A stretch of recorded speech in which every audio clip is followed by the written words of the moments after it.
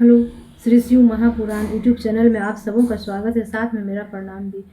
तो आज श्री शिव पुराण के पंचम खंड के तृतीय अध्याय का वर्णन सुनूंगी और सुनाऊंगी। आइए सुनते हैं तृतीय अध्याय। तीसरा अध्याय।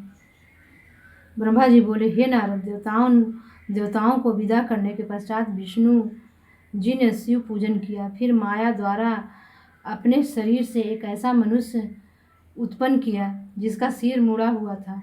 वह मैले वस्त्र पहने तथा वस्त्र से अपने मुख को ढके हुए धर्म करता हुआ विष्णु के सम्मुख आ खड़ा हुआ और हाथ जोड़कर अरहन वचन बोला। उसने कहा, मुझको क्या आज्ञा है? तब विष्णु जी बोले, तुम हमारे शरीर से उत्पन्न हुए हो, इसलिए हमारा काम भली भांति पूर्ण करो। तुम हमारे ही रूप हो। विष्णु ने यह कहकर एक बहुत बड़ा ग्रंथ जिसमें 16 सहस्त्र श्लोक थे की रचना की। उसमें निम्नलिखित बातें थी। वह ग्रंथ छल एवं झूठ से भरा हुआ था। उसमें कोई ठीक धर्म नहीं लिखा था। वह वेद, शास्त्र एवं पुराणों के विरुद्ध था, जिसको पढ़कर किसी प्रकार का आनंद प्राप्त नहीं होता था। उसमें वेद, पुराण एवं शास्त्रों की बहुत ही निंदा लिखी हुई थी। उसमें वर्णाश्रम धर्म का भी खूब खंडन किया गया था, जिसके अनुसार चलने से नरक में स्थान मिलने में कुछ भी देर न लगे। उसमें सब बातें कुमति एवं संशय की थी। उसके मानने से शौच, तप आदि सब नष्ट हो जाते। विष्णु ने उस पुस्तक को उसे देकर कहा, तुम त्रिपुर में जाकर सबको वह पुस्तक पढ़ा दो। वहाँ के निवासी वेद एवं पुराण के समान ही सब कार्य करते हैं, इसलिए तुम वहाँ जाकर इस मत का सबको उपदेश दो, जिससे वे सब धर्म भ्रष्ट होकर शिव जी की पूजा करना छोड़ दें। जब तुम अपना यह काम पूर्ण कर लो, तब अपने शिष्यों सहित तब तक मरुस्थल में वास करो, जब तक कि कलियुग न आवे।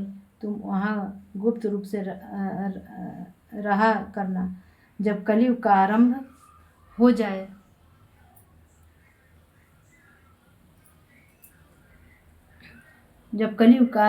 जाए तब तुम मेरे इस उपदेश को भली भांति प्रसिद्ध करना। तुम्हारा पद निश्चय ही ऊंचा बना रहेगा।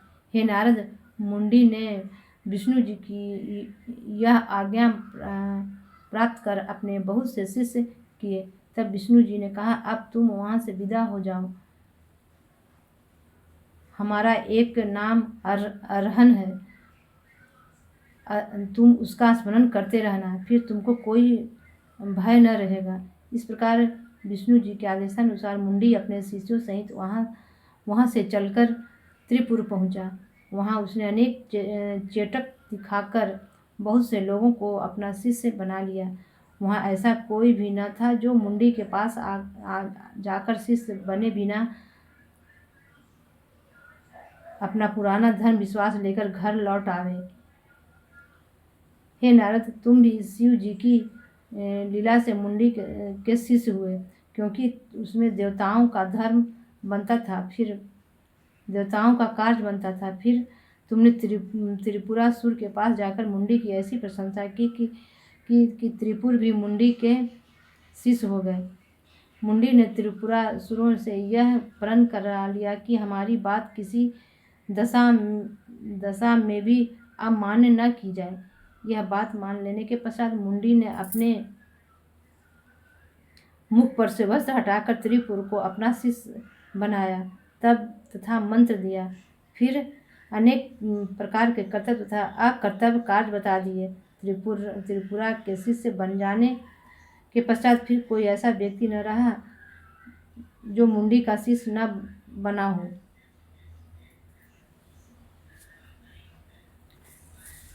चौथा अध्याय।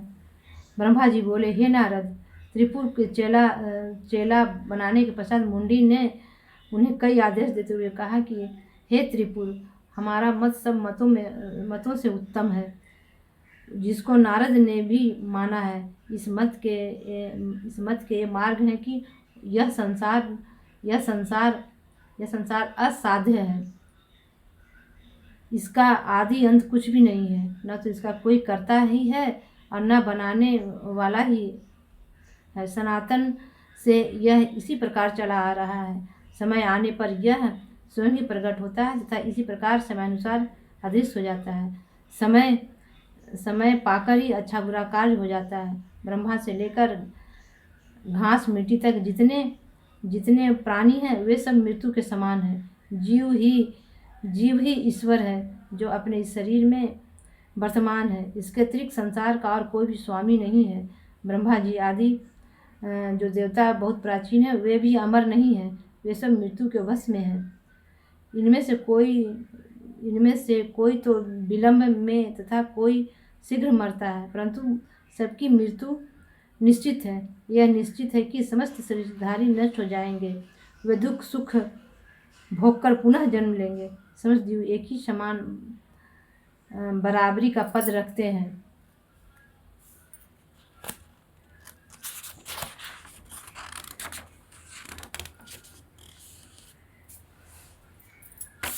उनमें न तो कोई छोटा है न कोई बड़ा। भोग एवं भोजन आदि समस्त कार्यों में सब समान है। सवारी चाहे किसी प्रकार की हो, समान है। जिस प्रकार हम मृत्यु का भय करते हैं उसी प्रकार ब्रह्मा विष्णु एवं महेश को भी मृत्यु का भय है। समय के चक्र से कोई न बचेगा। इसलिए हे त्रिपुर, तुम यह सत्य जानो कि हम में तथा उनमें कुछ बड़ाई छोटाई नहीं है। हम सभी समान हैं। इसी प्रकार जाति की बड़ाई छोटाई का विवाद है। वेद एवं शास्त्र आदि सब झूठे एवं तथा निष्फल हैं। केवल सब धर्मों से उत्तम धर्म हिंसा का त्याग कर अहिंसा को अपनाना है। उससे बढ़कर दूसरा कोई और धर्म नहीं है। दूसरों को दुख पहुंचाने से बड़ा पाप संसार में कोई और नहीं है। हे त्रिपुर, 4 प्रकार के दान सब दानों में से बड़े हैं। एक रोगी को औषध देना, दूसरा भयभीत को अपनी शरण में लेकर अभय दान देना, तीसरा भूखों को भोजन कराना और चौथा विद्यार्थी को विद्या दान देना। शरीर को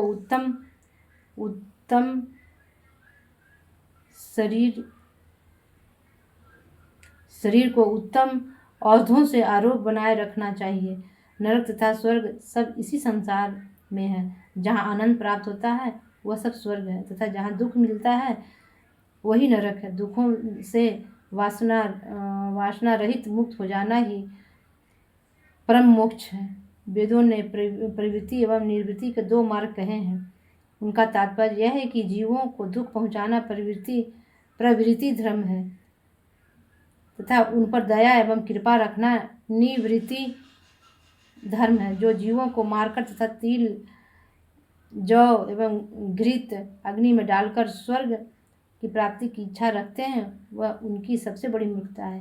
हे नारद, इस प्रकार मुंडी ने त्रिपुर को अपने धर्म के विषय में बताया, जिसको त्रिपुरासुरों ने ठीक समझा। तब वे सब अपने नए गुरु की आज्ञा अनुसार पुराने मत को छोड़ नए मत में प्रवृत्त हुए। फिर मुंडी ने अपने मत की आज्ञा सुनाते हुए कहा कि हे त्रिपुर, जब तक मृत्यु न आवे तब तक आनंद पूर्वक खूब मौज से विहार करो। यदि कोई भिक्षुक या याचक कोई वस्तु मांगे तथा उसको वह वस्तु न दी जाए अथवा कोई भिखारी अपना मनोरथ पूर्ण किए बिना लौट जाए तो उस न देने वाले का सब धन द्रव्य नष्ट हो जाता है। अपने शरीर का जो गीदड़ तथा कुत्ते आदि के ग्रास से अधिक नहीं अपने शरीर का जो गीदड़ तथा कुत्ते आदि के ग्रास से अधिक नहीं कोई भी लोभ या मोह नहीं करना चाहिए। मृत्यु के पश्चात जिस शरीर को कीड़े आदि खा डालेंगे उसी शरीर के भोग के लिए इतनी सामग्री एकत्र करना व्यर्थ ही है। देखो, जब ब्रह्मा आदि ने परस्पर एक दूसरे की संतान से विवाह कर लिया तब तो उनका धर्म उसी प्रकार बना रहा, परंतु अन्य लोगों के लिए गोत्र में विवाह करना बहुत बड़ा पाप ठहराया गया और 4 वर्ण बनाकर 4 भाइयों को अलग अलग वर्ण कहे गए हैं। यह बुद्धि के विरुद्ध बात है। तुमको वही उचित है कि सबके साथ बराबर का व्यवहार रखो। हे नारद, सब असुर इसी प्रकार की अनेक बात सुनकर वेद के विरुद्ध हो गए और सब स्त्रियां पतिव्रत धर्म त्याग कर स्वतंत्र कुपथगामिनी हो गई। जिसके साथ इच्छा की भोग विलास किया, सब कर्मों से अधिक चेटक ने प्रचार प्राप्त किया। किसी स्त्री को बांझ से संतानवती कर दिया और किसी स्त्री के पति को जीवित कर दिया। किसी की आंखों में सिद्ध अंजन आदि लगाकर पृथ्वी के नीचे ही सब वस्तुएं दिखा दी। कभी सिद्धों के देश को प्रकट करके दिखाया। इसी प्रकार मुंडी ने माया एवं छल द्वारा सब नर नारियों को अपने वश में कर लिया। यहाँ तक कि त्रिपुर से लेकर छोटे छोटे असुर तक प्राचीन धर्म त्याग कर अरहन के धर्म को अपना धर्म समझने लगे। हे देव, वे देव पूजन तथा पितृकर्म सब कुछ भूल गए। केवल यही एक धर्म शेष रह गया कि अपने रात्रि को भोजन करना बंद कर दिया। सबने रात्रि को भोजन करना बंद कर दिया। आज की वाणी अपने शिव गुरु के चरणों में विराम देते हुए फिर से अगले एपिसोड में